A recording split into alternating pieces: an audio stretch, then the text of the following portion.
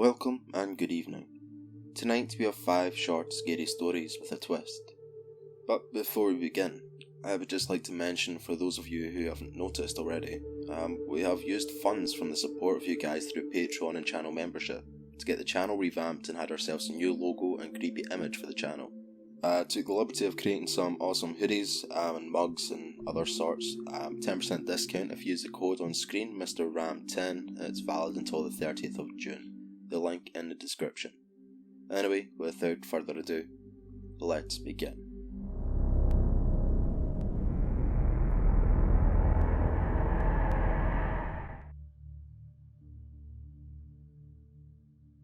Number 1. I know when my husband is cheating on me. It's funny, something like 60% of marriages end in infidelity. But you never think it'll be yours. There are so many articles on it too. How to tell, what signs to watch for. Is he spending too much time at the office or just working hard? Crappy episodes on daytime TV. Some silly girl sobbing as it's all revealed. These articles, shows, dramas, they're for weaker women. I knew the moment my husband didn't love me anymore. Oh, it'll start small. He'll smile more, for no reason. He'll laugh at all the little things she says or does, things that he would never have in a million years found funny if he said them. And it'll only get worse. His face will light up like a sun when he sees her, and he will see her. You can't stop it. She's everywhere in his life, invasive like a cancer, or a leech, sucking all of his attention and love away from you. And then even worse, his friends, your friends, will notice. They'll tell you they've never seen him before like this, how happy he is. It's enough to make you sick. And finally, he'll tell you he's never felt love like this before, and he doesn't know how he lived without her. Well, something had to be done, obviously. I love my husband. I'm not having some little temptress steal him away from me. What kind of woman would I be then? No. So I took matters into my own hands.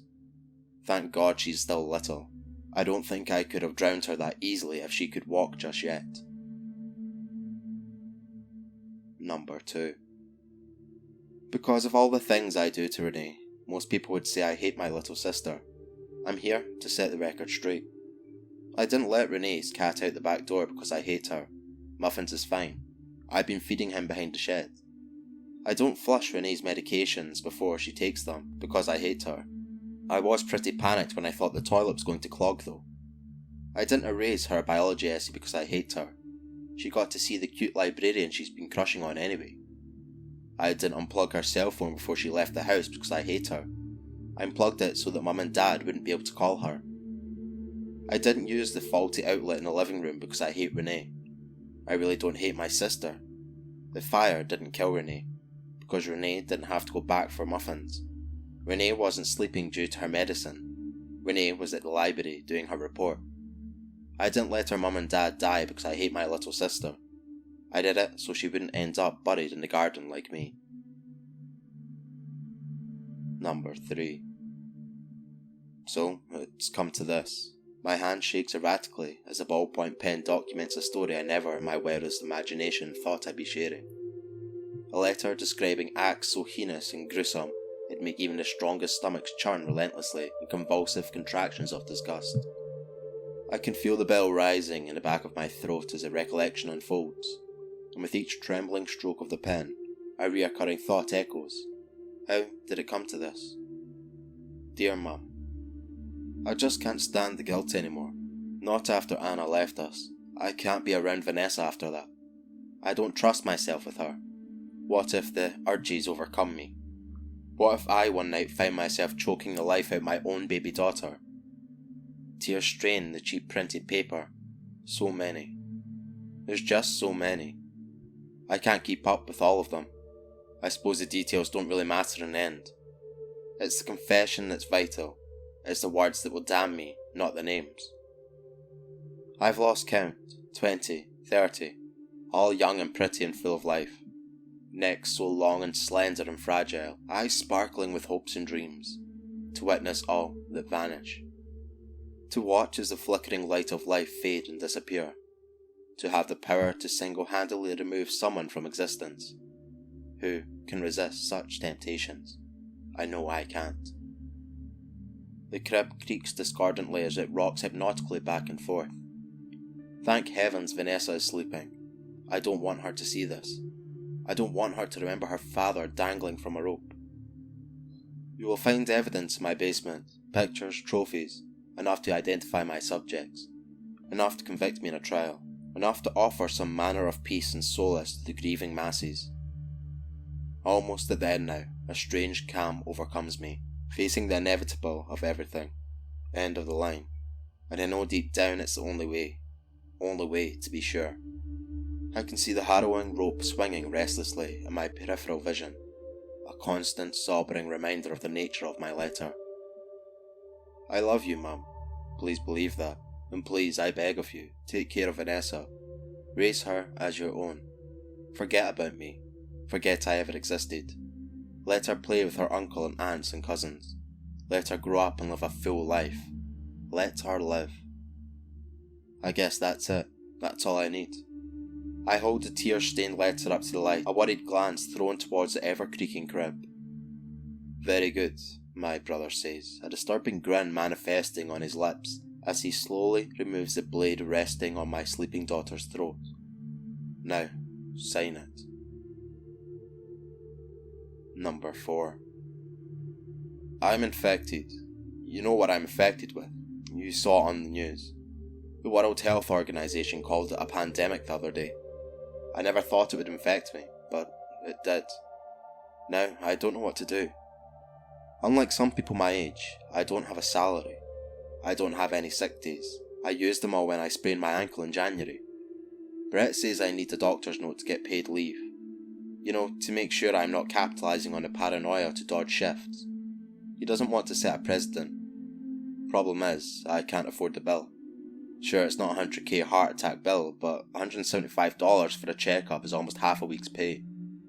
I know I need self-quarantine, but I don't have any savings. I can't pay rent if I don't go out and make rent money. You know what I need to do, but I'm not sure I have the stomach to do it. I checked the clock and downed a Benylin shot. 45 minutes until my shift starts. Gotta get moving. Donning a medical mask, I broke quarantine. As I rode the bus, disease spewed from my mouth like a thick green fog. My noxious gases carried malicious little germs. A child looked up at me. Microscopic predators scurried across her skin, into her eyes and mouth. Soon, she too leaked green. I imagined her sick and dying. I imagined all the people her infernal vapours would infect. She smiled at me. Smile while you can, little one. Smile before the plague begins. Getting off the bus, I watched 1,000 subtle suicides. A man on a bench licked ketchup off his hand, began leaking green. A little boy sipped from a public fountain, began leaking green. A woman, already leaking, kissed her husband, regurgitating green into his mouth like a mother bird. Misty leak hugged the ground, ripe for breathing. I coughed. Bystanders recoiled. If they only knew what I could see, they would break down in tears.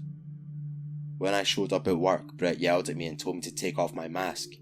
He told me that I'm scaring away the customers while spitting leak like a toxic flamethrower. I protested, but he insisted. Just wash your hands, he said. It'll be fine, he said. I washed my hands, dirtying them again the second they touched my breath. By the time I'd gotten ready and clocked in, plague filled the building like a tainted hotbox. I thought about leaving. I thought about running away. But I didn't.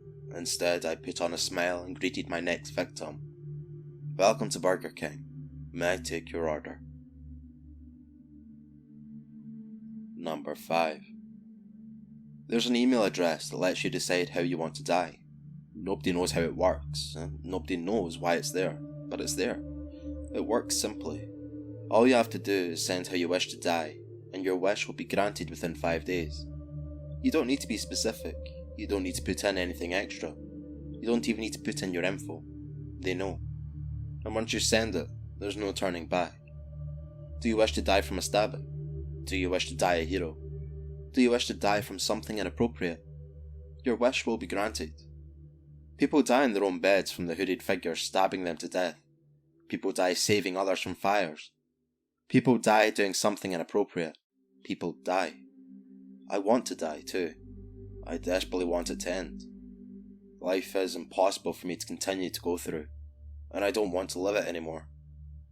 But I'm too much of a coward for suicide, so I went for the better option. I didn't want to die painfully, and I didn't want anyone to mourn over my death. All I wanted was to leave this world peacefully, and let everyone else who used to be in my life live their own wondrous lives. So I raised my fingers over the keyboard and typed, I want to die painlessly, and not to have anyone weep over my death. 1 day passed, and I was still alive. 2 days passed, and I was still alive.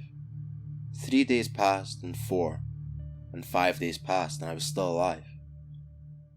The 5th day was the day of the party. I came over to my brother's house, along with most of my family. Today was the day of his party. Everyone else was singing and laughing, and yet I was sitting in the corner on my phone. I should have known it was a scam. I should have known it was fake. I just wanted to die painlessly, not have anyone suffer over me. So why wouldn't it happen? Why wouldn't I die? Then I got the notification and I went pale, realizing my wish came true. You don't need to put any info in your email. You don't need to put any extra details in your email. And you don't need to be specific in your email. But God, I wish I was more specific. I looked up at my family, enjoying themselves and completely unaware of what was about to hit them, as the words ballistic missile burnt into my mind. Well, thank you all for listening. I hope you thoroughly enjoyed. Remember to subscribe if you're new. I'll catch you all in the next one. Thank you.